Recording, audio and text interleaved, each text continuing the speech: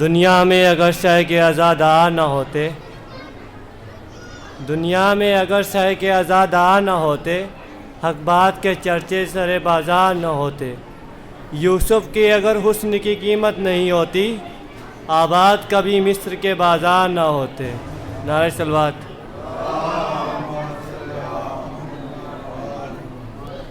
سجدے سے کربلا کو بندگی مل گئی، سجدے سے کربلا کو بندگی مل گئی، صبر سے امت کو زندگی مل گئی۔ ایک چمن فاطمہ کا اجڑا، ایک چمن فاطمہ کا اجڑا، مگر سارے اسلام کو زندگی مل گئی۔ نعرہ صلوات۔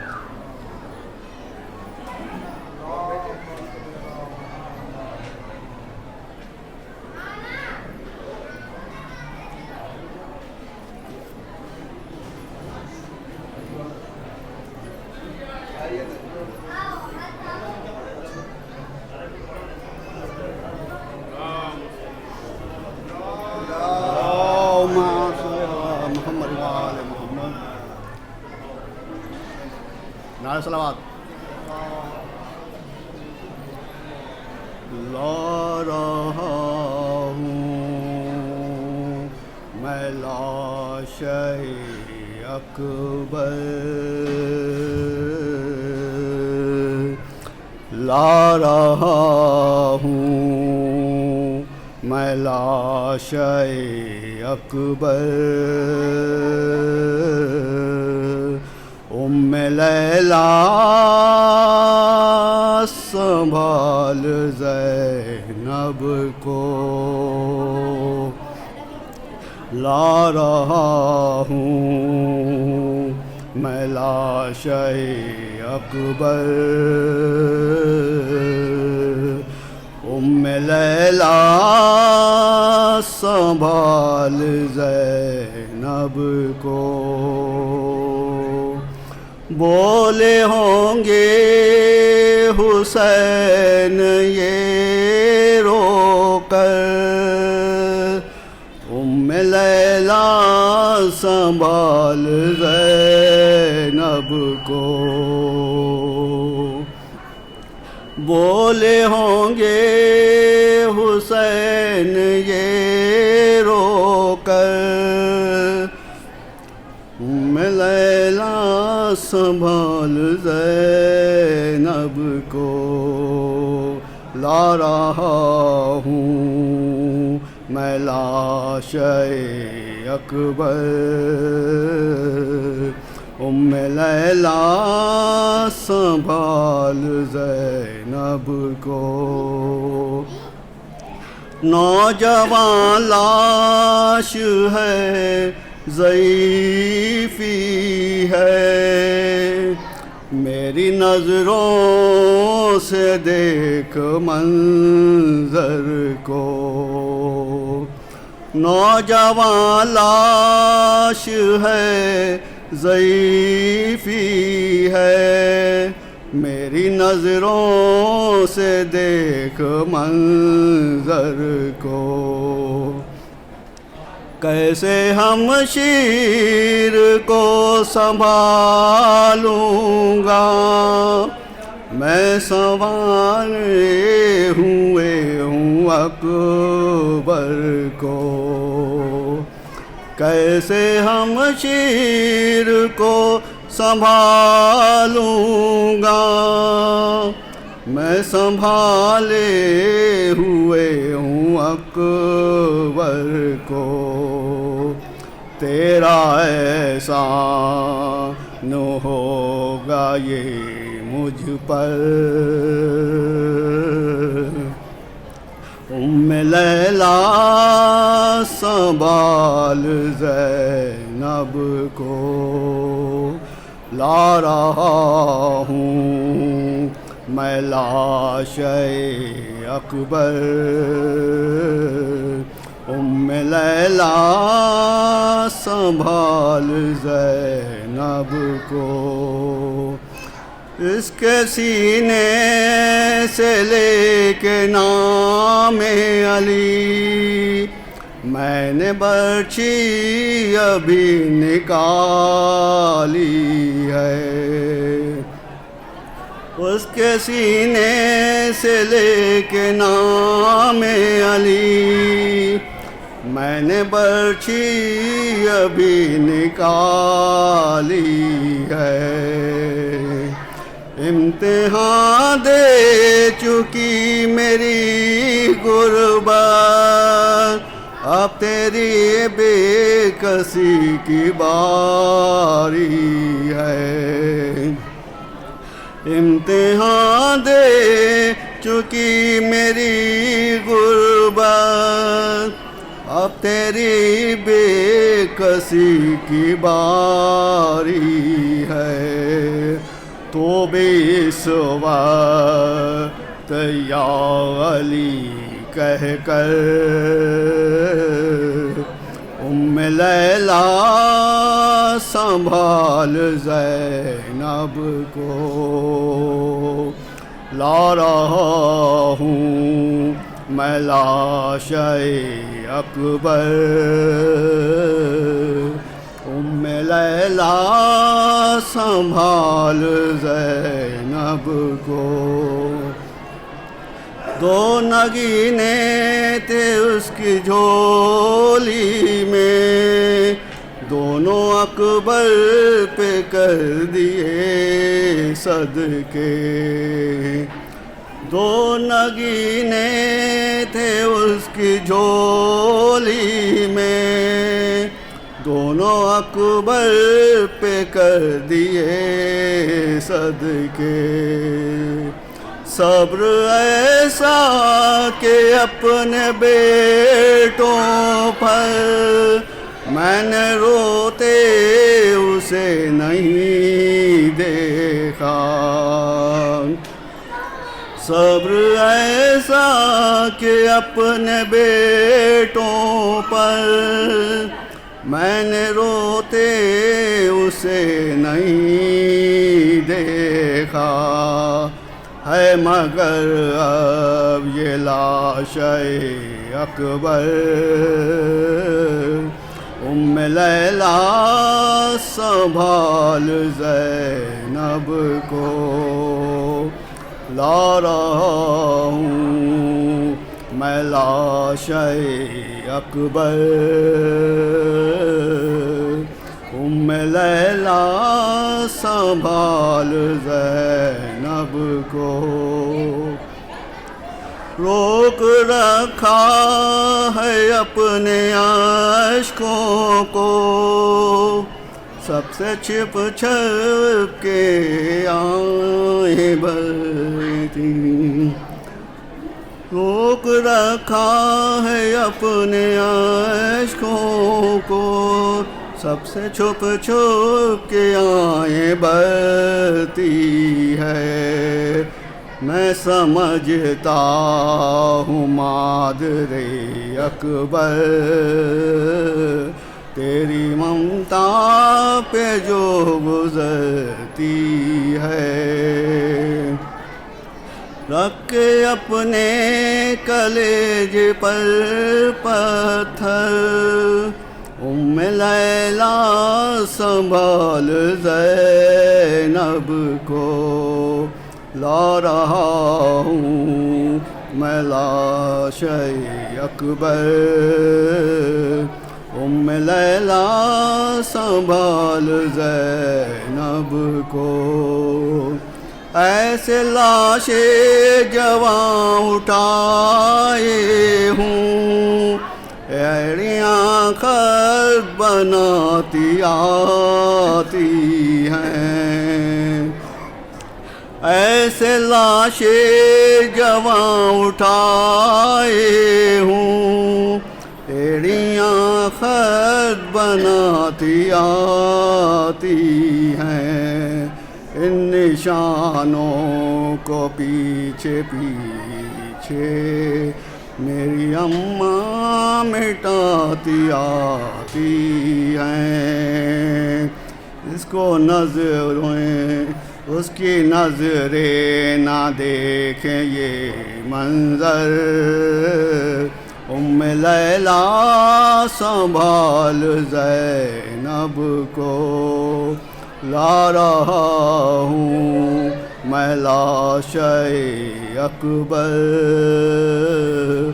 ام لیلا سنبھال زینب کو، لا رہا ہوں میں لاشِ اکبر۔ صلوات۔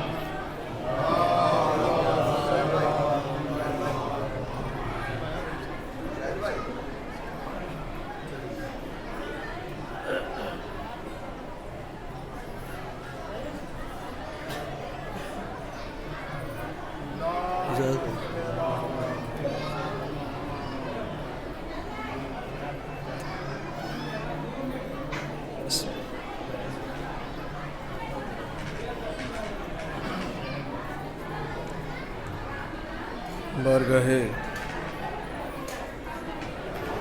مظلوم کربلا میں نذرانِ عقیدت چند اشعار عرض کیا ہے کہ وقف ہو جائیے اس خاص عبادت کے لیے، وقف ہو جائیے اس خاص عبادت کے لیے، مقصد شاہ شہیداں کی حفاظت کے لیے، وقف ہو جائیے اس خاص عبادت کے لیے، مقصد شاہ شہیداں کی حفاظت کے لیے، اور جاؤ منصب کے لیے اور نہ دولت کے لیے، کربلا تھے شہ دین کی نصرت کے لیے، جاؤ منصب کے لیے اور نہ دولت کے لیے، کربلا تھے شہ دین کی نصرت کے لیے، اور زندگی اپنی حقیقت پہ ترس کھاتی رہی، سب تھے بے چین وہاں جام شہادت کے لیے، زندگی اپنی حقیقت پہ ترس کھاتی رہی، سب تھے بے چین وہاں جام شہادت کے لیے۔ اور اب یہ مسلسل 3 اشعار جو ہیں یہ ثانیہ زہرا کی عظیم بارگاہ میں ہدیہ کر رہا ہوں، سماعت فرمائیں۔ خواہر شاہ شہیداں تیری ہمت پہ نثار، لفظ قاصر ہے میرے داد شجاعت کے لیے، خواہر شاہ شہیداں تیری نثار لفظ قاصر ہیں میرے داد شجاعت کے لیے. اور تو نے جب پشتے خمیدہ پہ امامت کو لیا انبیاء گئے سب تیری حفاظت کے لیے. تو نے جب پشتے خمیدہ پہ امامت کو لیا انبیاء گئے سب تیری حفاظت کے لیے. اور مجھ گنہگار پہ بھی اب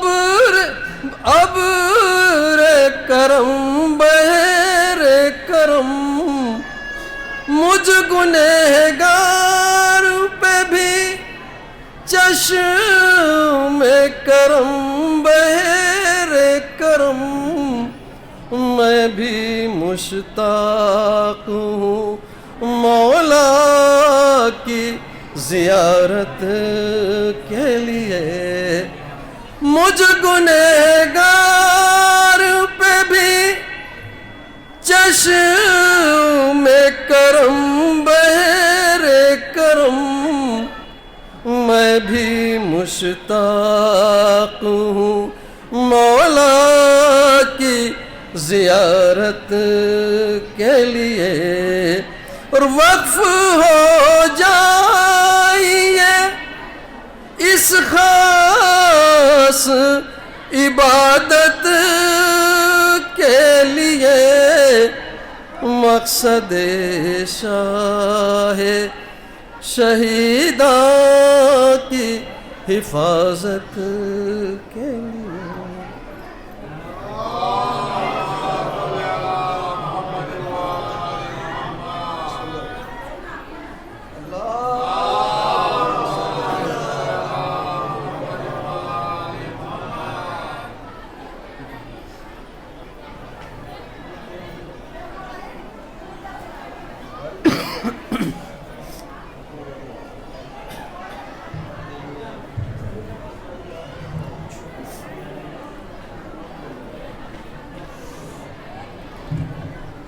فاتحہ.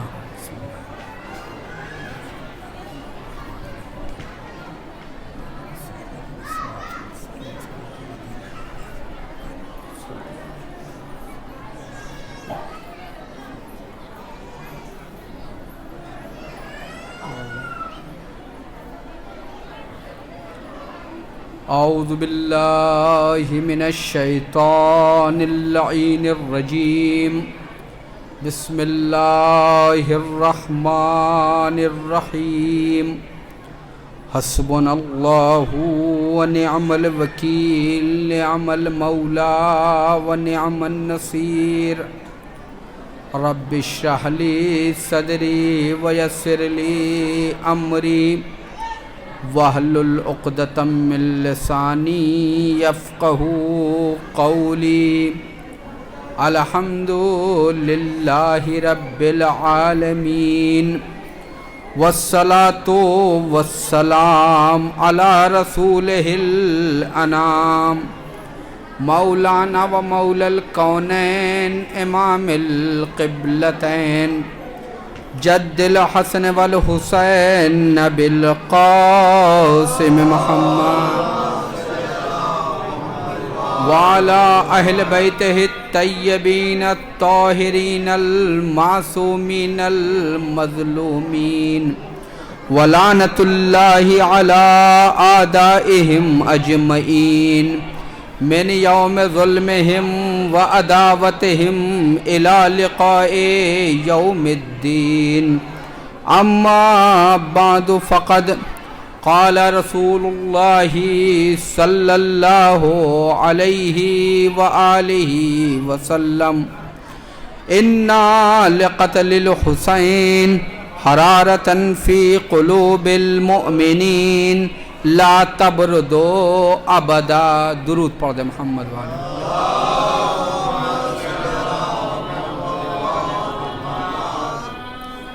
بزرگان مذہب و ملت، برادران ایمانی،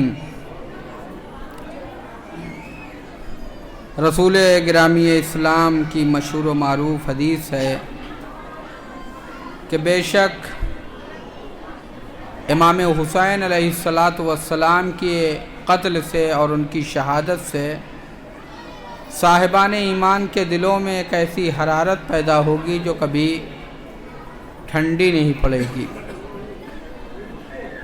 قتل حسین اور شہادت امام علی مقام، اور چونکہ شب اربعین ہے، اور آپ آج دیکھیے کہ جس طرح سے شہادت امام حسین پر دنیا سوگوار نظر آتی ہے، اسی طریقے سے اربعین امام حسین، چہلم امام حسین علیہ السلام پر بھی دنیا سوگوار اور عزادار نظر آتی ہے. اور یہ امام حسین علیہ السلام ہی کے خصائص میں سے ہے. کسی اور کو یہ خصوصیت حاصل نہیں جو امام حسین علیہ السلام کو حاصل ہے. دنیا میں کوئی بھی غم ہو، کوئی کتنا بڑا بھی غم کیوں نہ ہو، کسی کی بھی عزاداری ہو، تو کوئی بھی غم ہو تو حادثے کے رونما ہونے کے بعد وہ غم منایا جاتا ہے.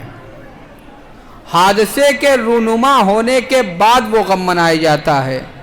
لیکن امام حسین علیہ السلام کی شہادت وہ عظیم غم ہے کہ جہاں حادثے کے بعد پوری کائنات غمگین ہوئی، غمزدہ ہوئی، وہیں حادثہ کربلا سے پہلے بلکہ برسوں پہلے جب امام حسین علیہ السلام دنیا میں نہیں آئے تھے، اہل بیت دنیا میں نہیں آئے تھے، آدم آئے تو آدم نے امام حسین پہ عزاداری کی، نوح آئے، نوح نے امام حسین علیہ السلام کی عزاداری کی، موسیٰ و عیسیٰ آئے، انہوں نے امام حسین علیہ السلام کی عزاداری کی، رسول اللہ نے امام حسین کی عزاداری کی.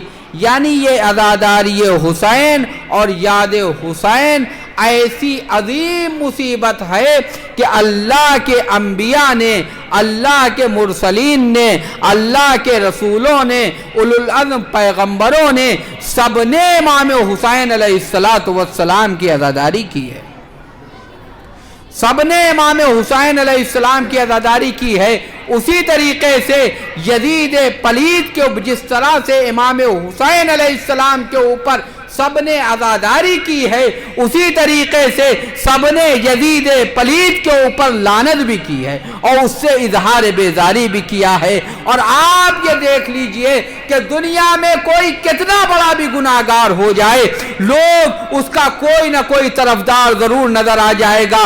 لیکن قتل حسین ایسا جرم ہے کہ یزید کل بھی قابل دشنام تھا، آج بھی قابل دشنام ہے. ایک صلوات پڑھ دے محمد والے.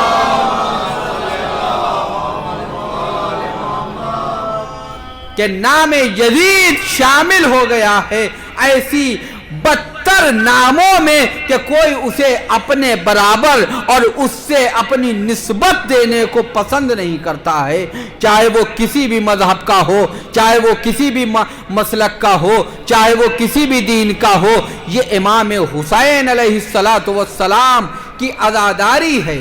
یہ حسین کون ہیں؟ یہ حسین نبی کے نواسے ہیں. یہ حسین نبی کے نواسے ہیں.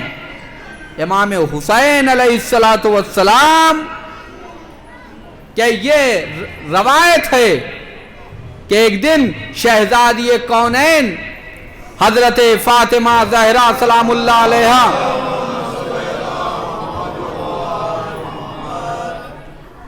امام حسن و امام حسین علیہ السلام کو لے کر گئی اپنے بابا کے پاس اور کہا بابا آپ اپنی میراث میں سے کچھ ان کو عطا کریے ہمارے بچوں کو. کہا بیٹی میرے پاس مال دنیا میں سے کچھ نہیں ہے. کہا بابا پھر کیا عطا کریے گا؟ کہا میں حسن کو اپنے اخلاق اور اپنی ہیبت عطا کرتا ہوں. توجہ چاہتا ہوں، میں حسن کو، امام حسن علیہ السلام کو اپنا اخلاق اور اپنی ہیبت عطا کرتا ہوں. اور کہا حسین کو اپنی شجاعت اور سخاوت عطا کرتا ہوں. ملاحظہ فرمائیے گا، حسین کو اپنی شجاعت اور سخاوت عطا کرتا ہوں. اور کیسی یہ سخاوت اور کیسی یہ شجاعت ہے؟ امام حسین علیہ السلام کی سخاوت کیسی عظیم سخاوت ہے کہ جو بھی در حسین پہ آیا، جس نے بھی در حسین پر ہاتھ کو پھیلایا، وہ کبھی مایوس نہیں لوٹا ہے. یہ مجلس حسین ہے. آپ دیکھیے کربلا میں آج مناظر دیکھیے آپ. کربلا میں کروڑوں لوگ ہیں جو کربلا میں نجف سے کربلا کی سمت جا رہے ہیں اور کربلا میں پہنچ چکے ہیں امام حسین علیہ السلام کی زیارت کے لیے. اس میں کسی ایک مذہب کے لوگ نہیں ہیں، بلکہ ہر مذہب کا انسان اس میں موجود ہے، ہر مسلک کا انسان اس میں موجود ہے. سب کربلا چلے جا رہے ہیں. یہ کربلا کی عظیم جو ریلی ہے، یہ جو جلوس ہے جسے مشی کہتے ہیں، یہ بتا رہی ہے کہ اگر دنیا چاہتی ہے کہ تمام دنیا کے انسان متحد ہو سکتے ہیں تو اس کی صرف ایک محور ہے، یعنی نام حسین پر متحد ہو سکتے ہیں. اگر دنیا متحد ہو سکتی ہے کسی ذات پر تو وہ ذات صرف حسین ابن علی کی ذات ہے، جس کے اوپر ہر مذہب، ہر فرقے کا انسان متحد ہو سکتا ہے. وہ کون ہے؟ کہا وہ نام حسین ہے، وہ ذات حسین ہے. کوئی آئے تو حسین کے پاس، امام حسین علیہ السلام کی عطا کیا عطا ہے؟ امام حسین علیہ السلام کی عطا کیسی عطا ہے؟ آپ کے سامنے میں عرض کروں کہ اگر کوئی انسان کسی بڑے آدمی کی یہاں زیادہ آنے جانے لگے تو وہ نظروں سے گر جاتا ہے. اگر کوئی کسی کے یہاں زیادہ آنے جانے لگے تو وہ نظروں سے گر جاتا ہے. اب پہلے لوگ کہتے تھے تعلقات تھے، بعد میں کہیں گے تعلقات نہیں، یہ تو بڑے آدمی کی حاضری لگانے کے لیے جاتے ہیں. لیکن دنیا میں دو ہی گھر ایسے ہیں کہ انسان جتنا وہاں جاتا ہے اتنا ہی بلند ہوتا چلا جاتا ہے. ایک اللہ کا گھر مسجد ہے، دوسرے حسین کا عزا خانہ ہے. جتنا انسان یہاں آئے گا اتنا بلند ہوتا چلا جائے گا. اور عزیزان گرامی، آپ دنیا کے کسی بھی جگہ آپ جائیے، جتنا بھی انسان جاتا ہو، جب تک آمد و رفت کا سلسلہ جاری ہے تب تک تعلقات ہیں. اگر کوئی صاحب کسی آفس سے 20 سال 30 سال 40 سال تک نوکری کر کے ریٹائر ہوئے اور ریٹائرمنٹ کے 5 سال 10 سال کے بعد پہنچے تو وہ اپنے دفتر میں جہاں پر سب انہیں پہچانتے تھے وہاں اجنبیت محسوس کریں گے. وہاں کوئی پہچاننے والا نہیں رہے گا. سوال کرنے والے سوال کر لیں گے آپ کس کام سے آئے ہیں. پہلے یہ ہر ایک سے پوچھتے تھے کہ آپ نے کیسے زحمت فرمائی، آج ان سے پوچھا جانے لگے گا آپ کیسے آئے ہیں. لیکن انسان اگر اللہ کا ہو جائے تو جب تک ہاتھ پیروں میں دم ہے مسجد تک جاتا رہے گا، تب بھی اللہ کا لطف و کرم شامل رہے گا. اگر بستر پہ لیٹ کر بھی نماز پڑھے گا تب بھی اللہ اسے پہچانے گا. اور اسی طریقے سے جب تک انسان حسین کے پاس جا سکتا ہے صرف اسی وقت تک حسین نہیں پہچانتے. اگر کوئی حسین کے ہاں نہیں جا سکتا ہے تو حسین اس کی بھی پرواہ کرتے ہیں. آپ ملاحظہ فرمائیے گا, حسین اس کی بھی پرواہ کرتے ہیں. واقعہ ملتا ہے کہ امام حسین علیہ السلام کے ایک صحابی تھے, چاہنے والا امام کا, روزانہ آتے تھے امام حسین علیہ السلام کی خدمت میں. کئی دن سے آئے نہیں. امام نے پوچھا کہ وہ فلاں صاحب کیوں نہیں آ رہے, دکھ نہیں رہے ہیں. توجہ چاہتا ہوں عزیزان گرامی, کہا فلاں صاحب دکھ نہیں رہے ہیں. لوگوں نے کہا کہ مولا وہ مریض ہو گئے ہیں, ان کو بخار ہو گیا ہے اور بخار کی شدت کے سبب بستر کے اوپر ہے. امام چاہتے تو عیادت کے لیے کسی سے کہہ دیتے, کسی صحابی سے کہہ دیتے, گھر کے کسی فرد سے کہہ دیتے, یا خود اکیلے چلے جاتے. جیسے ہی مولا نے یہ سنا کہ چاہنے والا جو ہمیشہ ہماری زیارت کے لیے آتا تھا چند دن سے اس لیے نہیں آ پایا ہے کیونکہ وہ مریض ہو گیا ہے, اپنے اصحاب سے کہا کہ چلو اس کی عیادت کے لیے چلتے ہیں. اپنے اصحاب سے کہا چلو اس کی عیادت کے لیے چلتے ہیں اس کے گھر. سب لوگ چلے. جیسے ہی دق الباب کیا, یہ اطلاع میں دی گئی تھی کہ وہ بخار کی شدت کے سبب بستر سے اٹھ نہیں پا رہا ہے. لیکن ادھر امام نے دق الباب کیا. اب جو دروازہ کھلا تو کیا دیکھا کہ وہ جس کو مریض بتایا جا رہا ہے کہ وہ مسکراتا ہوا دروازہ کھولتا ہے اور کہتا ہے مولا آئیے تشریف لائیے. اس نے کہا مولا میری طبیعت خراب تھی, مجھے بخار تھا, لیکن جیسے ہی آپ نے دق الباب کیا ہے ویسے ہی میرا بخار کافور ہو گیا ہے. امام نے فرمایا کہ اللہ نے کسی بھی مخلوق کو خلق نہیں کیا ہے مگر یہ کہ اس سے عہد لیا کہ ہم آل محمد کی اطاعت کریں. لہذا جب حسین آ گئے, جب مسیحا آ گیا ہے تو پھر مرض کیسے رہ سکتا تھا؟ مرض چلا گیا. کتنے واقعات ہیں. امام سخی ہیں, امام کریم ہیں. کوئی امام کا ہو کے رہے, جب کوئی امام کا ہو جاتا ہے تو امام بھی اس کے ہو جاتے ہیں.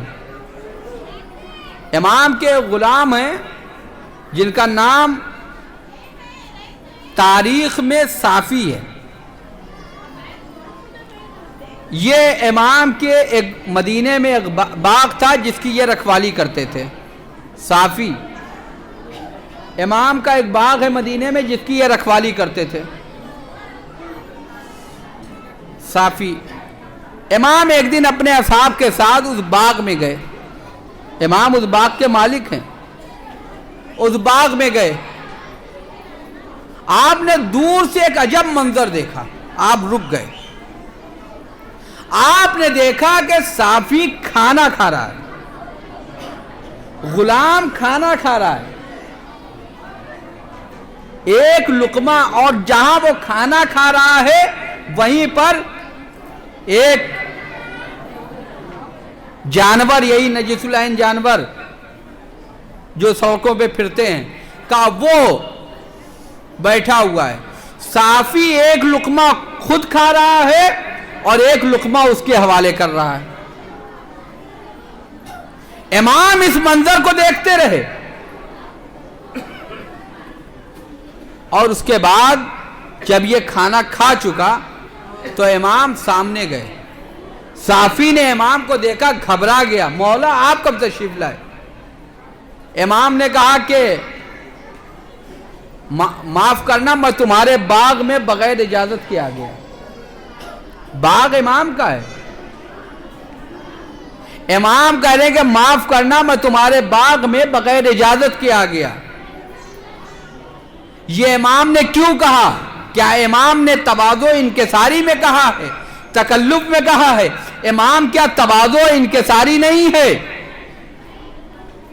امام جو بھی بات کہیں گے وہ حقیقت کے آئینے میں ہوگی۔ امام نے کہا معاف کرنا، میں تمہارے باغ میں بغیر اجازت کے آ گیا۔ وہ کہنے لگا مولا، امام نے کہا یہ بتاؤ کہ یہ تم کیا کر رہے تھے؟ ایک لقمہ خود کھا رہے تھے، ایک لقمہ جانور کو کھلا رہے تھے۔ کہنے لگا مولا، میں بھی آپ کے باغ کا رکھوالا، آپ کا خادم، یہ بھی آپ کے باغ کا رکھوالا، مجھے اچھا نہیں لگا کہ میں تو کھانا کھاؤں اور اسے بھوکا رکھوں۔ توجہ چاہتا ہوں عزیزان گرامی، مجھے اچھا نہیں لگا، مجھے شرم محسوس ہوئی کہ میں بھی آپ کے باغ کا رکھوالا اور خادم، یہ بھی آپ کے باغ کا رکھوالا ہے، میں خود تو کھانا کھاؤں اور اسے بھوکا رکھوں، لہذا مجھے شرم آ رہی تھی، لہذا میں ایک لقمہ خود کھاتا تھا، ایک اسے عطا کرتا تھا۔ اب امام نے فرمایا کہ اے صافی، جب تم ایسی یہ کام اس لیے کر رہے تھے، تمہیں شرم آتی تھی کہ تمہارے سامنے کوئی جانور بھوکا رہے، تو اب مجھے بھی شرم آ رہی ہے کہ میں تمہیں اپنی غلامی میں رکھوں، بلکہ میں تمہیں راہ خدا میں آزاد کرتا ہوں۔ میں تمہیں راہ خدا میں آزاد کرتا ہوں۔ صافی کہنے لگا مولا آپ آزاد تو کر دیجئے گا، لیکن یہاں میں آپ کے باغ میں رکھوالی کرتا تھا، میرا کیا ہوگا؟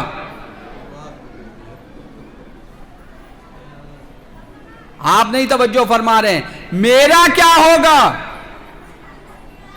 بھائی غلام تھا، غلام کو رکھا تھا باغ کی رکھوالی کے لیے، جب آزاد کر دیا تو نوکری بھی گئی، میرا کیا ہوگا؟ اب امام کا وہ جملہ کہ معاف کرنا، میں تمہارے باغ میں بغیر اجازت کے آ گیا تھا، امام نے کہا میں نے تجھے آزادی بعد میں دی ہے، باغ پہلے تجھے عطا کیا ہے۔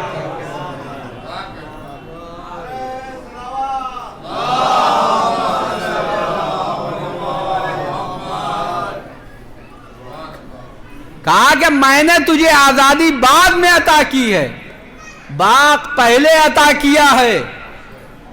کہا اتنی اجازت دے دو کہ یہ جو ہمارے چاہنے والے آئے ہیں یہ اس باغ میں سے تھوڑے کھجور کھا لیں۔ صافی بھی تھا، حسین نے عطا کیا تھا، تو جسے حسین عطا کرتے ہیں، جسے حسین عطا کرتے ہیں تو پھر وہ کنجوسی نہیں کرتا ہے۔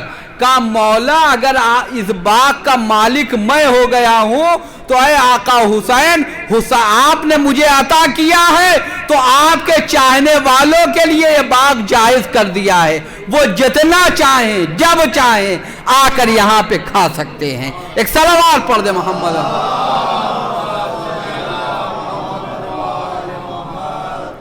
جتنا چاہیں جب چاہیں آ کے کھا سکتے ہیں۔ یہ امام حسین علیہ السلام ہیں۔ دنیا چاہتے ہو تو تب بھی حسین ہیں، آخرت چاہتے ہو تب بھی حسین ہیں۔ صاحب المیزان علامہ طباطبائی رحمۃ اللہ علیہ نے فرمایا کہ کمال تک پہنچنا ہے، کسی منزل معراج تک پہنچنا ہے، چاہے وہ دنیاوی منزل معراج ہو چاہے عقبہ کی منزل معراج ہو، دونوں جگہ پہنچنے کے لیے کمال تک پہنچنا ہے تو یاد رکھنا صرف دو جگہ ہے اور دو ہی وقت ہے، دو جگہ ہے اور دو ہی وقت ہے۔ ایک مجلس حسین ہے، دوسرے زیارت حسین ہے۔ ایک مجلس حسین ہے، دوسرے زیارت حسین ہے۔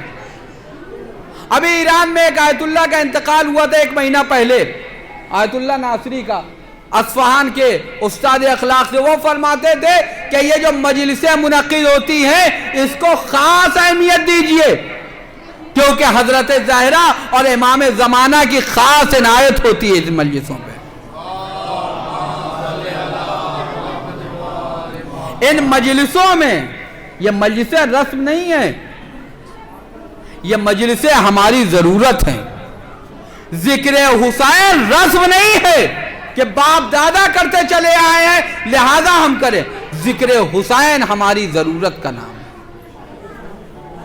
ذکر سید الشہداء ہماری ضرورت ہے. یہ رسم و رواج نہیں ہے کہ ہمارے باپ دادا ذکر حسین کر رہے تھے لہذا ہم ذکر حسین کریں.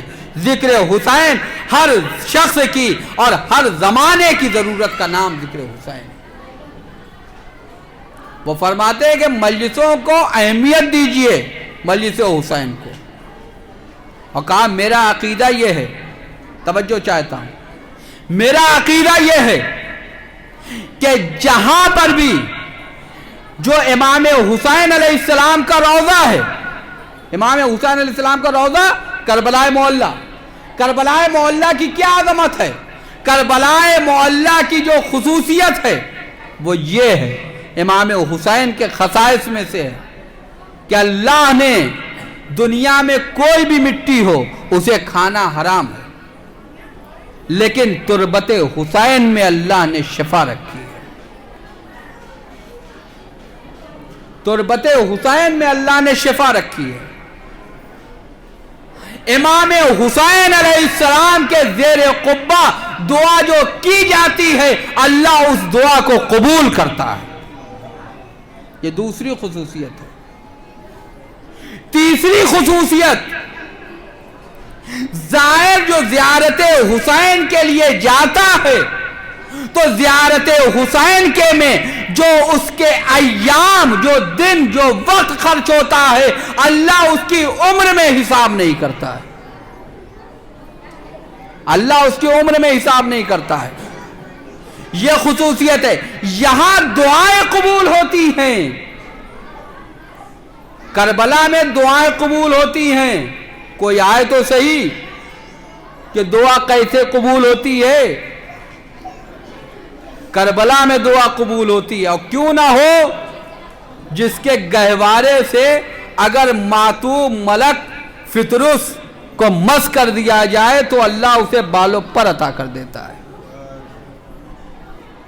تو اگر ہم انسان بھی امام حسین سے متمسک ہو جائیں تو ہم بھی پاک و پاکیزہ ہو جائیں گے, اللہ ہمیں بھی کمال عطا کر دے گا. لیکن شرط یہ ہے کہ انسان حسینی بن جائے.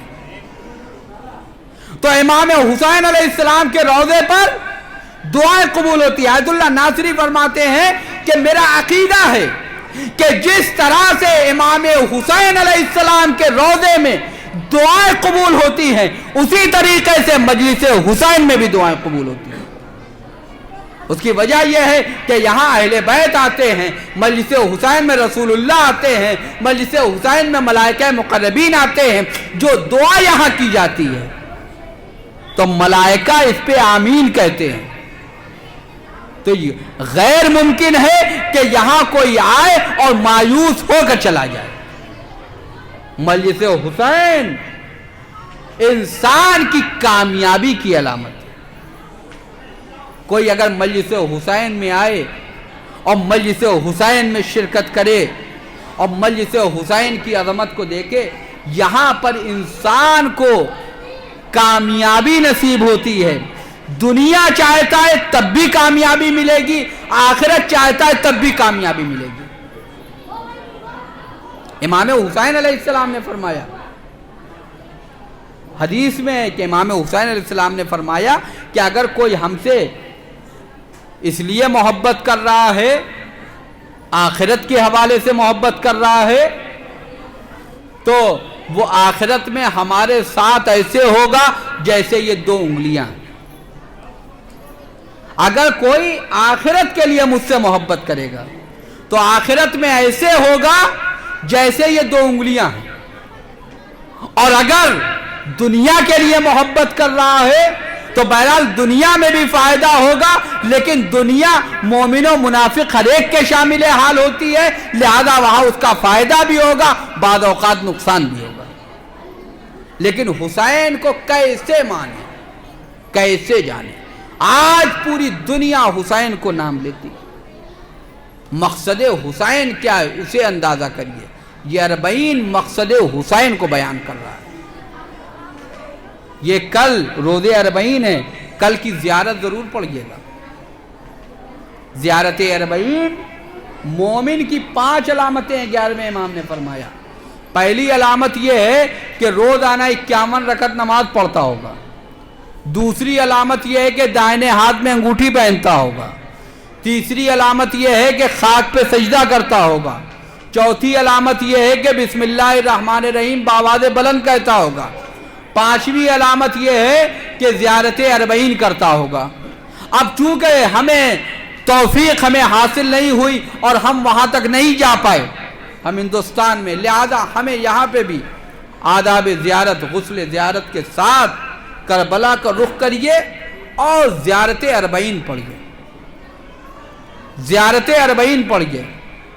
پھر جب زیارت اربعین کے لیے آپ کھڑے ہوئیے، غسل زیارت اور وضو اور اس سب کے ساتھ جب کھڑے ہوئیے تو پھر یہ سوچ کے کھڑے ہوئیے کہ آپ کے سامنے قبر امام حسین علیہ السلام ہے، ذریعہ امام حسین علیہ السلام ہے۔ دنیا و مافیا سے غافل ہو جائیے، پھر زیارت پڑھیے۔ ہاں، پھر دنیا کی فکر نہیں، دنیا کے لیے دعا نہیں کرنا ہے، بلکہ جو دعا کرنا ہے پروردگار ہمیں حسین کی معرفت عطا فرما دے۔ دنیا کے لیے نہیں کہ ہم ایک صفحے کی دعا کے ساتھ ایک جلد ہم لے کے چل رہے ہیں دعاؤں کی کہ یہ بھی ہو جائے، یہ بھی ہو جائے، یہ بھی ہو جائے۔ ہمیں صرف ایک دعا کرنی ہے، پروردگار ہمیں معرفت حسین عطا کر دے، پروردگار ہمیں راہ حسین پہ چلنے کی توفیق عطا کر دے۔ امام حسین علیہ السلام، کیا تھا مقصد امام حسین کا؟ آپ اس زیارت کو پڑھیے، اس کا ترجمہ بھی پڑھیے گا۔ یہ زیارت معصور زیارت ہے، چھٹے امام نے اس کو تعلیم دیا ہے۔ زیارت اربعین نام ہے اس کا، زیارت اربعین کے نام سے جانی جاتی ہے۔ اس میں مقصد شہادت بھی بیان ہوا ہے۔ امام جعفر صادق علیہ السلام فرماتے ہیں وَبَذَلَ مُحْجَتَهُ لِيَسْتَنْقِذَ عِبَادَكَ مِنَ الْجِحَالَةِ وَحَيْرَةِ الزَّلَالَةِ۔ اے پروردگار، خدا کو مخاطب کر کے چھٹے امام فرماتے ہیں کہ اے پروردگار، میرے جد بزرگوار نے تیری راہ میں اپنا خون بہایا تاکہ تیرے بندوں کو، صرف وہاں پہ کسی خاص فرقے کا نام نہیں ہے، شیعہ سنی مسلم غیر مسلم گورا کالا نہیں ہے، بلکہ بندے خدا، چاہے وہ کسی بھی مذہب کا ہو، کسی بھی رنگ کا ہو، کسی بھی نسل کا ہو۔ وَبَذَلَ مُحْجَتَهُ لِيَسْتَنْقِذَ عِبَادَكَ، اے پروردگار میرے جد بزرگوار نے تیری راہ میں اپنا خون بہایا تاکہ تیرے بندوں کو لِيَسْتَنْقِذَ عِبَادَكَ مِنَ الْجِحَالَةِ، جہالت سے نجات دلا دے، وَحَيْرَةِ الزَّلَالَةِ، اور گمراہی سے نجات دلا دے۔ جہالت کا مطلب یہ جہالت نہیں ہے کہ علم نہ ہونا جہالت ہے۔ جہالت کبھی کبھی علم کے مقابلے میں ہوتی ہے اور جہالت کبھی کبھی عقل کے مقابلے میں ہوتی ہے۔ جو علم کے مقابلے میں جاہل ہوتا ہے، جو علم کے مقابلے میں جاہل ہوتا ہے، وہ اس کا نقصان کم ہوتا ہے، جو عقل کے مقابلے میں جاہل ہوتا ہے اس کا نقصان زیادہ ہوتا ہے۔ امام حسین علیہ السلام شعور و بصیرت بتا رہے تھے۔ کربلا کے میدان میں امام حسین علیہ السلام نے شعور و بصیرت کا درس دیا ہے کہ دیکھو سب قربان کر دینا، لیکن کبھی بھی دین کے اوپر آنچ آ جائے تو دین کے ساتھ کوئی رواداری نہ ہو، دین پہ سب قربان ہو جائے، دین ہماری خواہشات پہ قربان نہ ہو، دین ہماری خواہشات پہ قربان نہ ہو۔ اور قاتلان حسین جو قتل حسین کے لیے کربلا میں جمع ہوئے تھے، ان کے بھی صفات کو اسی زیارت اربعین میں بیان کیا ہے۔ امام جعفر صادق علیہ السلام. آپ کل زیارت پڑھیے گا.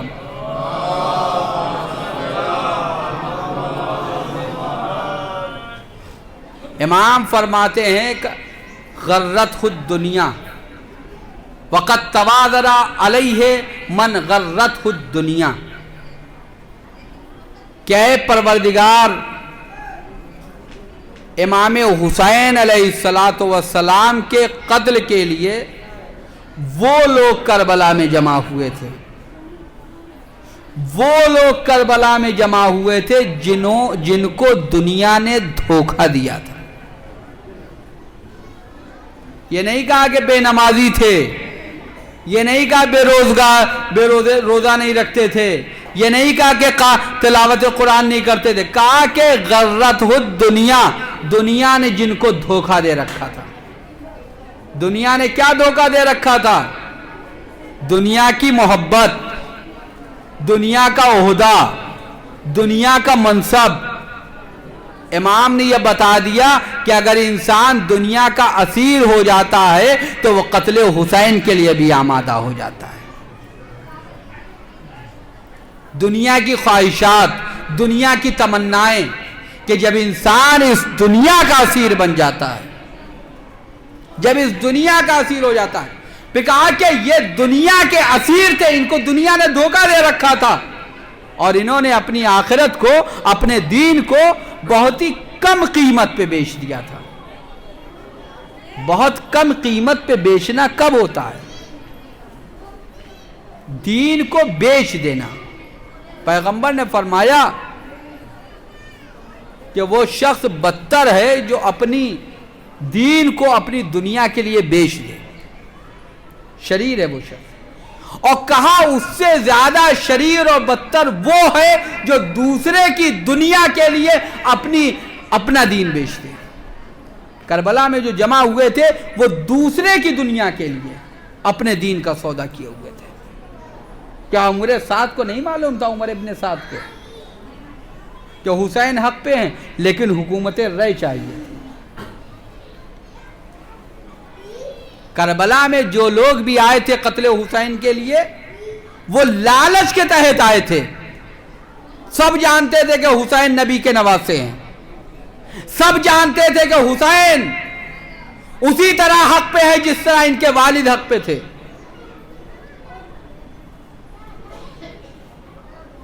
سب جانتے تھے کہ حسین فاطمہ کے لال ہیں، لیکن وہ کیوں آئے تھے؟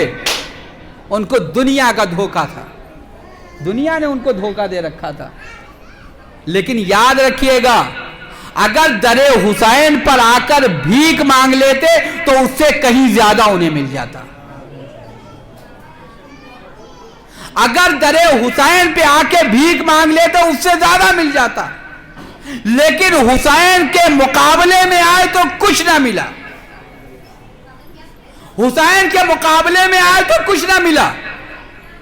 ملاحظہ فرمائیے گا، جب ابن زیاد نے کوفے میں یہ اعلان کیا کہ جو بھی قتل حسین کے لیے جائے گا ہم اس کو انعام دیں گے، اب جتنے بے روزگار اور بیکاری تھے سب نے سوچا چلو ایک روزگار مل گیا ہے، انعام ملے گا. اب ان کے پاس بہرحال جنگ پہ جانا ہے. جنگ پہ جانے کے لیے دو چیزوں کی ضرورت ہوتی ہے، ایک سواری گھوڑا اس زمانے میں اور ایک تلوار اس زمانے کے حساب سے. دو چیزوں کی ضرورت ہے، ایک سواری دوسرے اسلحہ. یہ بھی نہیں ہے، قرض لیا، 5 درہم کی سواری گھوڑا خریدا، 5 درہم کی تلوار لی، 10 درہم مقروض ہو گئے. اور اس امید کے ساتھ مقروض ہوئے کہ جب وہاں سے آئیں گے تو سینکڑوں مل جائے گا تو یہ قرض بھی ادا ہو جائے گا. لیکن جب وہاں سے آئے اور جب بٹنے لگا پیسہ، کسی کو 3 درہم 10 درہم قرض لے کے گئے. یہ روایت ہے عزیزان گرامی. کسی کو 3 درہم، کسی کو 4 درہم، کسی کو 6 درہم. یہ ابن زیاد بانٹنے لگا. جب یہ باہر نکلے کہنے لگے خسرت دنیا والآخرہ، دنیا میں بھی گھاٹا ہے، آخرت میں بھی گھاٹا ہے. عمر ابن سعد صحابی رسول سعد ابن ابی وقاص کا بیٹا ہے، جانتا ہے کہ حسین کون ہے، ملک رے کی لالچ میں آیا ہے، ملک رے کی لالچ میں آیا ہے، اور ملک رے کی لالچ میں آیا تو اس کے بعد امام نے کہا کیا تم نہیں جانتے کہ میں نبی کا نواسہ ہوں، میں حق پہ ہوں؟ کہا کہ مجھے تو ملک رے چاہیے۔ کہا تجھے رے کے گندم نہیں ملے گا۔ تو اس نے مسکرا کے کہا میں جو پہ گزارا کر لوں گا۔ کہا تجھے وہ بھی نہیں ملے گا۔ ملا؟ نہیں ملا۔ امام حسین علیہ السلام کے سر کو جو ظالم اپنے ساتھ لے کے گیا تھا وہ یہ پڑھتا ہوا جا رہا تھا، ابن زیاد کے دربار میں داخل ہوا کہ میری جھولی کو ہیرے جواہرات سے بھر دو، میں اس کا سر لے کے آیا ہوں جو ماں باپ کے اعتبار سے سب سے بلند و برتر ہے۔ ابن زیاد نے جب یہ سنا فوراً ہی کہا کہ تم کیا کہہ رہے ہو؟ کہا کہ میں اس کا سر لے کے آیا ہوں جو ماں باپ کے لحاظ سے سب سے برتر ہے۔ کہا جب تم یہ جانتے تو پھر قتل کیوں کیا؟ جاؤ چلے جاؤ، کچھ نہیں ملے گا۔ تو جو لوگ بھی امام حسین کے مقابلے میں آئے تھے ان کو کچھ نہیں ملا، سوائے لعنت کے دنیا بھی نہیں ملی، آخرت بھی نہیں ملی، اور چاہے وہ کل کے ہوں چاہے وہ آج کے ہوں، کیونکہ امام حسین علیہ السلام کا معاملہ یہ ہے کہ امام حسین علیہ السلام کی جو دشمنی پہ اترتا ہے تو اللہ اپنے دشمن کو تو مہلت دیتا ہے لیکن حسین کو دشمن کو مہلت بھی نہیں دیتا ہے، حسین کو دشمن کو مہلت نہیں دیتا ہے۔ یہ بتا رہے ہیں امام کہ دیکھو کہ اگر حسینی بننا ہے تو دنیا کے اسیر نہ بنو، بلکہ یہ دیکھو کہ تمہارا حسین کیا دیکھتا تھا، تمہارا حسین کیا دیکھتا تھا۔ دنیا کے اسیر نہ بنو، دین کو وسیلہ نہ بناؤ، بلکہ دنیا کو وسیلہ بناؤ دین حاصل کرنے کا۔ الدنیا مزرعۃ الآخرہ، روایت میں دنیا آخرت کی کھیتی ہے، دنیا میں نیک عمل انجام دو تاکہ آخرت میں عیش و آرام کر سکو۔ یہ ہے زیارت اربعین کا پیغام، یہ اربعین حسینی کا پیغام۔ آپ کیا سوچتے ہیں کہ یہ اربعین حسینی ایسے ہی اربعین ہو گیا ہے؟ یہ ایسے ہی اربعین ہو گیا؟ بہرحال وقت ہو گیا ہے، میں چند منٹ میں اپنی بات کو سمیٹ کے اور آپ کی زحمت کو تمام کرتا ہوں۔ یہ اربعین حسینی، ایک صلوات پڑھ دے محمد والا۔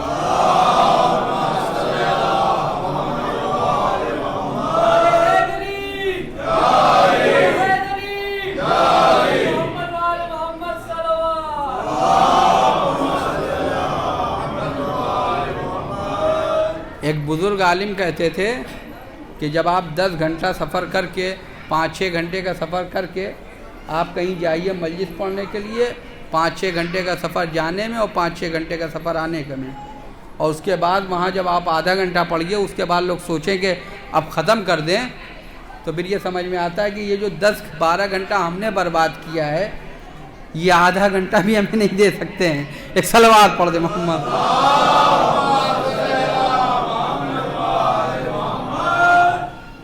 تو بہرحال یہ ہوتا ہے، ایک فطرت ہے۔ ایک صلوات پڑھ دے محمد والے۔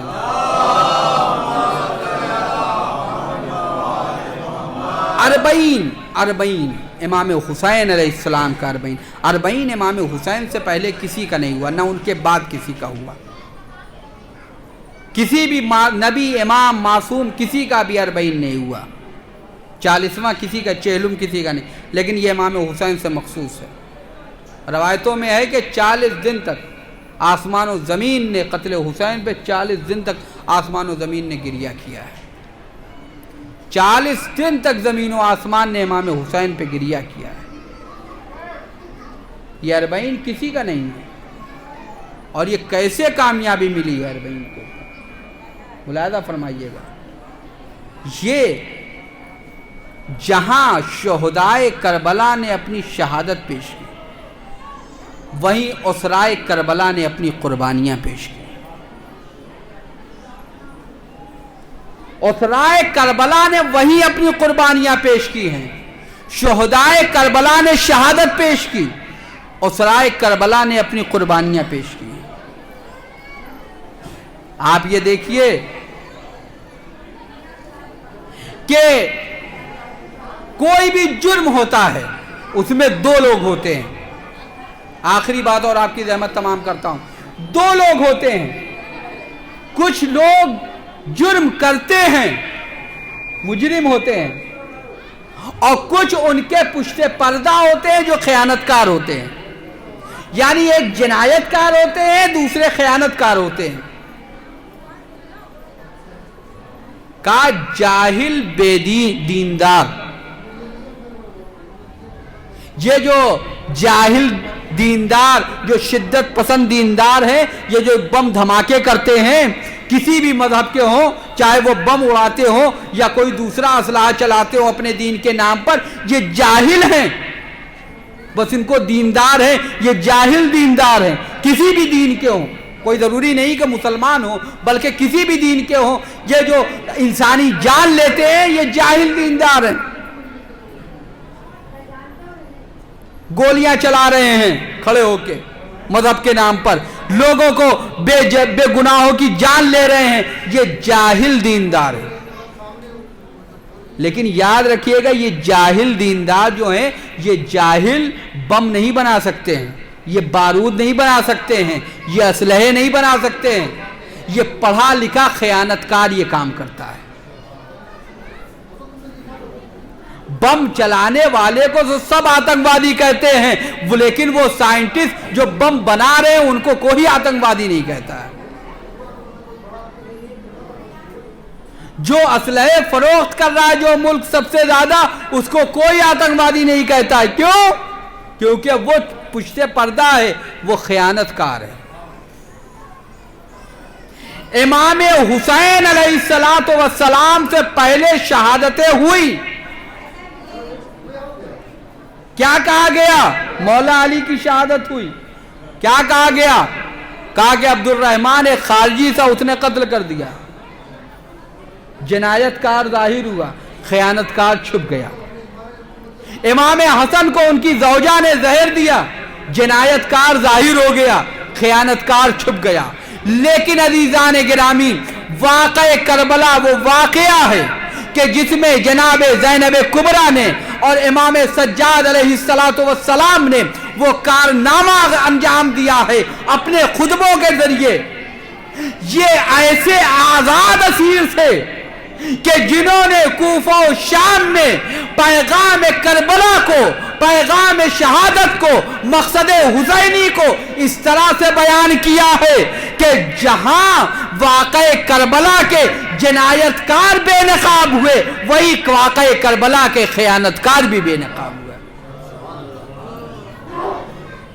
اور پھر اس کے بعد مجبور ہو گیا خود یزید. اس نے کہا کہ خدا لعنت کرے پسرے مر جانا پر، ہم نے کب کہا تھا حسین کو قتل کر دو؟ یہ تو اس نے خود سے قتل کر دیا ہے.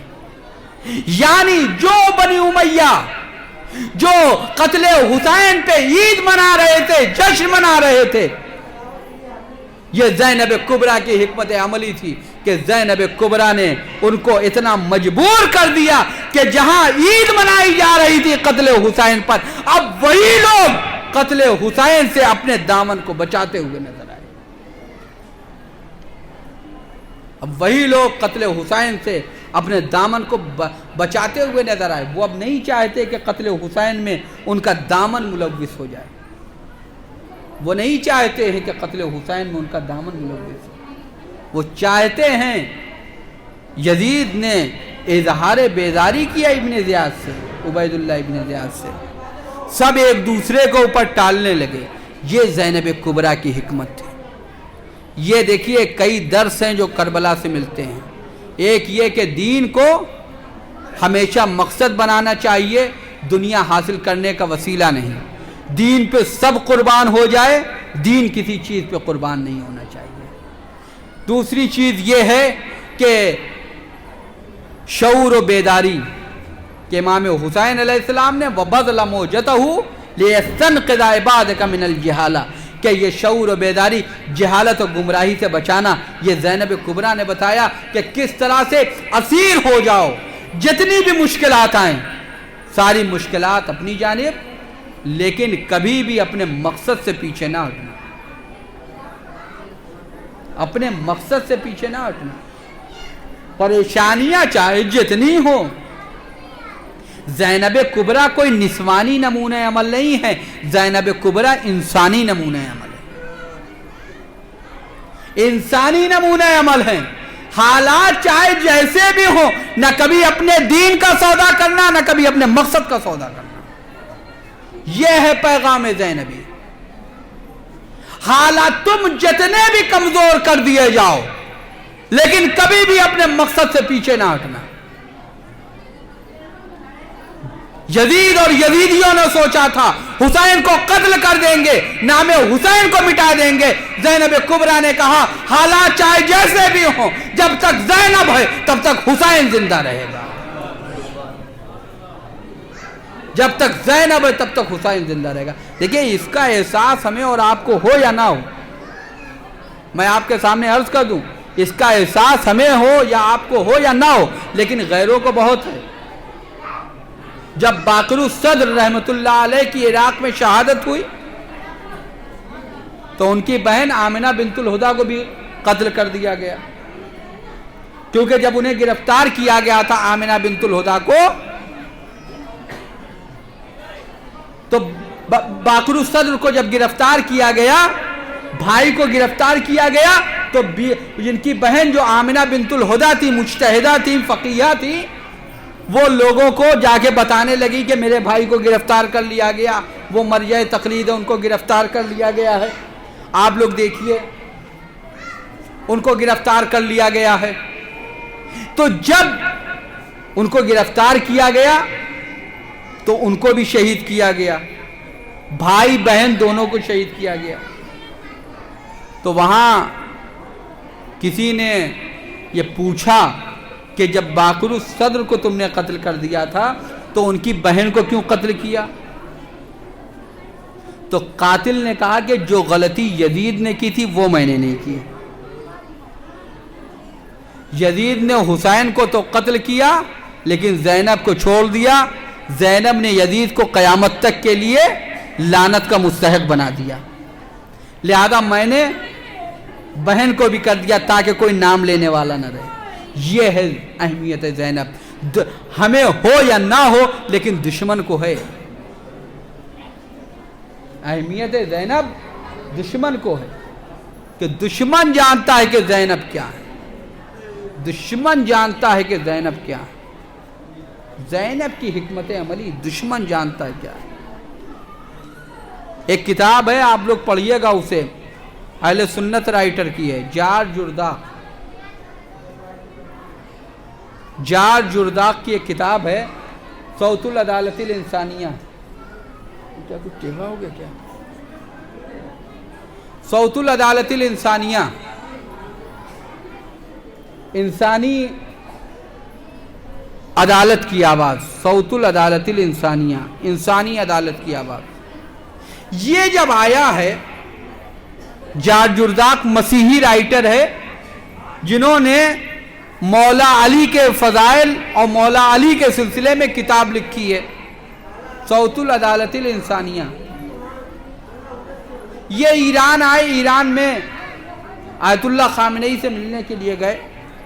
جب وہاں سے مل کے باہر آئے تو اخبار والے ان کے پاس پہنچے، صحافی نامہ نگار، اور انہوں نے کہا کہ آپ کی کیا بات ہوئی ان سے؟ توجہ چاہتا ہوں عزیزان گرامی، آپ کی ان سے کیا بات ہوئی؟ کہا کہ انہوں نے ہم سے کہا کہ آپ شیعہ ہونے کی دعوت دی انہوں نے ہمیں۔ کہا کیا؟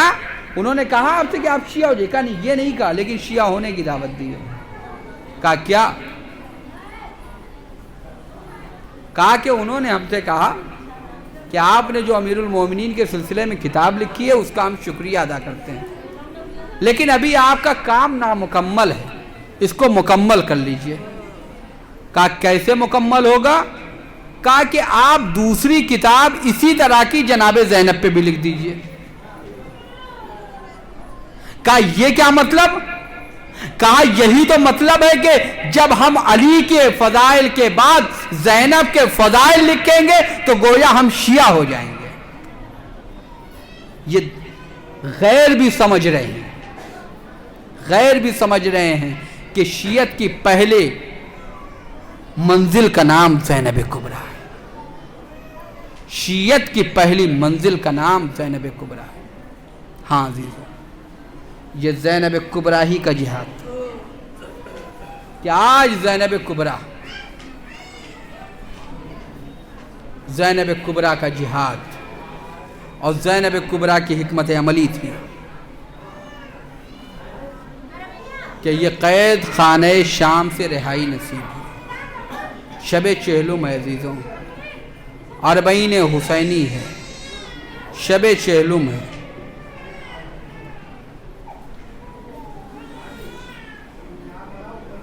آج چہلم پہ کروڑوں لوگ پوری دنیا سے کربلا پہنچے ہیں. آپ دیکھتے ہوں گے یہ پیدل جو کاروان جا رہا تھا نجف سے کربلا کی طرف، تو کھانے پینے کا بھی انتظام تھا، آرام کا بھی جگہ جگہ انتظام تھا، حتیٰ کہ ہاتھ پیر دبانے کے لیے بھی لوگ آمادہ رہتے ہیں. بڑے بڑے حیثیت والے جوتے پہ پالش کرتے ہوئے نظر آتے ہیں زوار حسین. اور جب جاتے ہیں بے چینی کے ساتھ اپنے کو ذریعہ حسین سے لپٹا لیتے ہیں.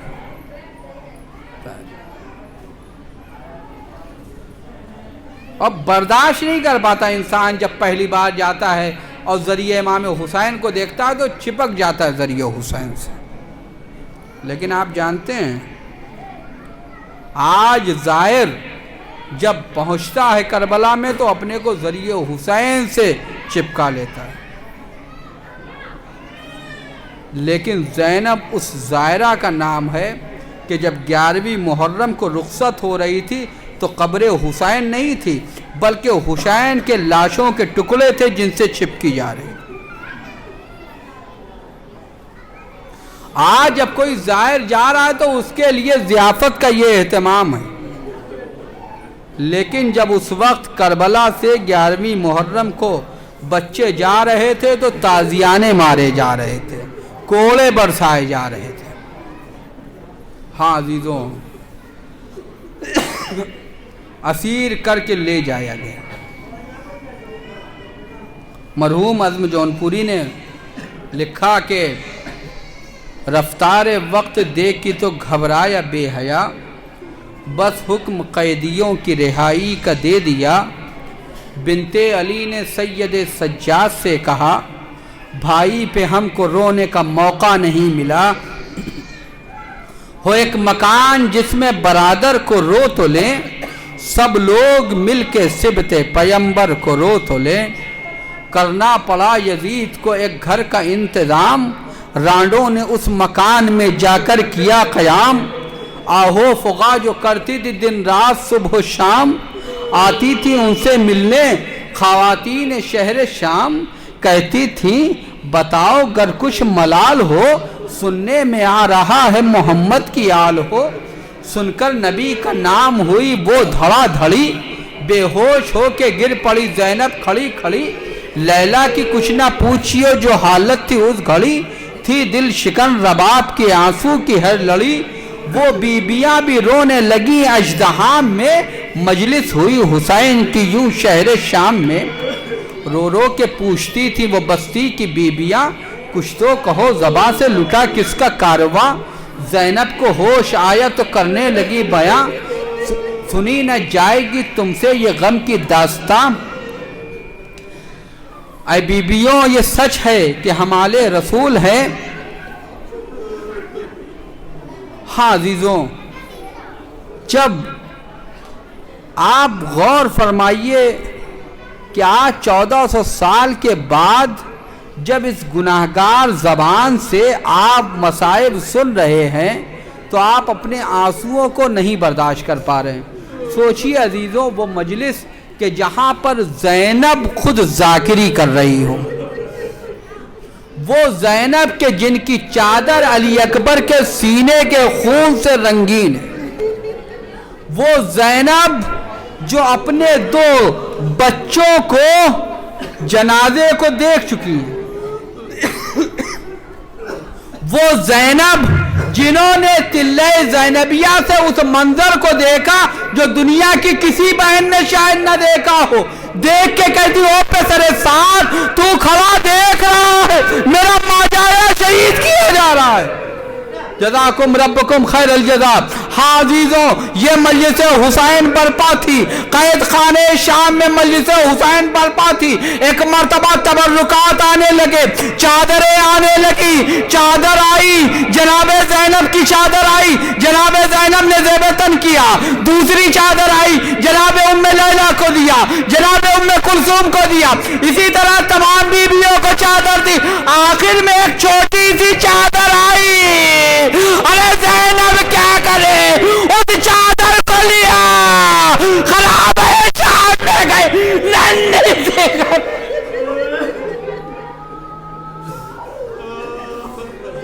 ننھی سے خبر میں چادر کو رکھ لیا۔ اے سکینہ، اے بھیا کی یادگار۔ عزیزو، یہ قافلہ چلا، کربلا پہنچنے والا ہے، کل روزے 40 ہے، قافلہ پہنچنے والا ہے کربلا۔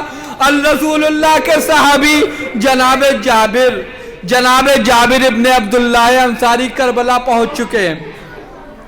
عطیہ سے روایت ہے کہ جناب جابر میرے ساتھ کربلا معلی پہنچے، جناب جابر نے فرات میں غسل کیا، خوشبو لگائی، لباس پاک زیب تن کیا، نابینا ہو چکے ہیں جناب جابر نے کہا عطیہ مجھے میرے حبیب حسین کی قبر تک لے کے چلو۔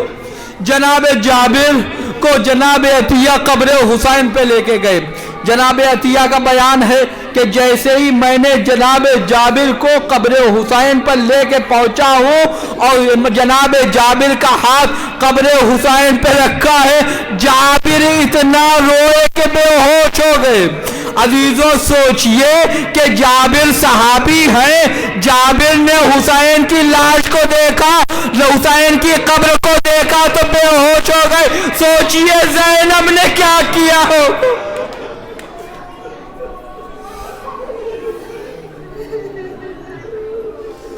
سوچئے زینب نے کیا کیا ہوگا۔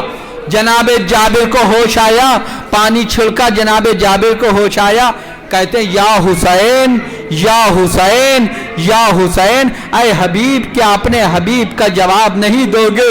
جب کوئی جواب نہ آیا تو کہا حبیب کیا اپنے حبیب کا جواب نہیں دو گے؟ اے دوست اپنے دوست کا جواب نہیں دو گے؟ کہا پھر کہتے خود ہی کہتے ارے تم کیسے جواب دو گے، تمہارا بدن تو یہاں ہے، سر شام پہنچ چکا ہے۔ اسی وقت کسی نے آ کے کہا جابر قبر حسین سے الگ ہو جاؤ، جابر قبر حسین سے جدا ہو جاؤ۔ بھلا کس کی مجال جو مجھے قبر حسین سے جدا کرے؟ جابر قبر حسین سے جدا ہو جاؤ، علی کی بیٹی نبی کی نواسی زینب آ رہی ہے، جابر قبر حسین سے جدا ہوئے۔ ایک مرتبہ قافلہ آیا، زینب نے اپنے کو بھائی کی قبر پہ گرا دیا، زینب نے صرف ایک جملہ کہا بھیا یہ بہن شرمندہ ہے، اے بھیا آپ کی امانت قید خانہ شام میں چھوٹ گئی۔ اس کے بعد فرماتی ہے بھیا جب 11ویں محرم کو میں نے آپ کی لاش کے ٹکڑوں کو دیکھا تھا تو میں نے کہا تھا بھیا انت اخی، کیا تو میرا بھائی ہے؟ اے بھیا آج تو بھی کہہ سکتے ہو کہ انت اختی، اے زینب کیا تو میری بہن ہے؟ اے بھیا ارے میرے کمر جھک چکی ہے، میرے چہرے سے آثار پیری آیا ہے، میرے سر کے بال سفید ہو چکے ہیں، جزاکم ربکم خیر الجزا۔ ہاں عزیزوں، آخری جملہ مصائب کا اور آپ کی زحمت کو تمام کرتا ہوں۔ اب مقتل نے تو نہیں لکھا، لیکن زبان حال کہتی ہے کہ جب حسین کی قبر پہ گریہ کر لیا ہوگا، چہلم کو جب امام حسین کی قبر پہ گریہ کر لیا ہوگا تو اب جناب عباس کی قبر کی طرف چلی ہوں گی، جناب عباس کی قبر کی طرف چلی ہوں گی۔ دیکھیں جناب عباس کی قبر کی طرف چلی ہوں گی، جناب عباس کے روضے کے متولی، ملاحظہ فرمائیے، بہت گریہ کریے گا آپ عزیزوں، تصور کریے، جناب عباس کے روضے کے متولی جناب سید مہدی بحر العلوم نے ایک معمار کو بلایا اور اس سے کہا کہ جہاں نیچے سرداب میں جناب مولا عباس کی قبر ہے وہاں کچھ تعمیری کام کرنا ہے، جاؤ وہاں کچھ تعمیری کام کر دو۔ سرداب دروازہ کھولا اور اس سے کہا جاؤ جا کے نیچے تعمیری کام کرو۔ علامہ بحر العلوم باہر ہیں، اچانک وہ روتا ہوا سر و سینہ پیٹتا ہوا باہر نکلا۔ کہا کیا ہوا؟ کہا آغا حضور، میں نے ابھی تک یہ سنا تھا کہ مولا عباس کا قد اتنا لمبا تھا کہ جب آپ گھوڑے پہ بیٹھتے تھے تو پیر زمین کو خط دیتے تھے، تو میں یہ سوچا کہ عباس کی قبر بھی بہت لمبی ہوگی، لیکن جب میں نیچے سرداب میں گیا میں نے دیکھا جیسے کسی بچے کی قبر ہو، جیسے کسی بچے کی قبر ہو۔ عزیزوں، نہ میں نے مولا عباس کو دیکھا نہ قبر عباس کو دیکھا، لیکن ہم گریہ کر رہے ہیں۔ اس معمار نے مولا عباس کے قد کے بارے میں سنا تھا، لیکن جب قبر عباس کو دیکھا تو گریہ کرنے لگا، رونے لگا، صبر نہیں کر سکا، سر و سینہ پیٹنے لگا۔ ارے عباس کا قد اتنا بلند تھا، یہ تو کسی بچے کی قبر محسوس ہوتی ہے۔ عزیزوں سوچئے، عباس جو زینب کی آغوش میں پروان چلے تھے، عباس جن کو زینب نے اپنی آغوش میں کھلایا تھا، جب زینب قبر عباس پہ گئی ہوں گی اور دیکھا ہوگا ارے یہ کسی بچے،